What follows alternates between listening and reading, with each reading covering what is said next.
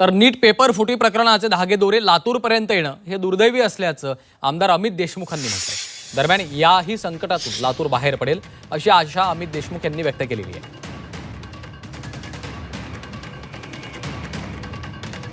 हे दुर्दैव आहे की नीट पेपर फुटीचे धागेदोरे लातूर येथे पोहोचले आणि म्हणून लातूर पॅटर्न यावर प्रश्नचिन्ह उभे राहत आहे। मला विश्वास आहे की लातूर पॅटर्न याही संकटातून बाहेर पडेल आणि लातूरचं जे उजळ माथा आहे, उजळ माथ्यानं लातूर पुन्हा मग ती येणारी नीट असेल किंवा येणाऱ्या अनेक नीट असतील त्यात आपलं प्रावीण्य सिद्ध करेल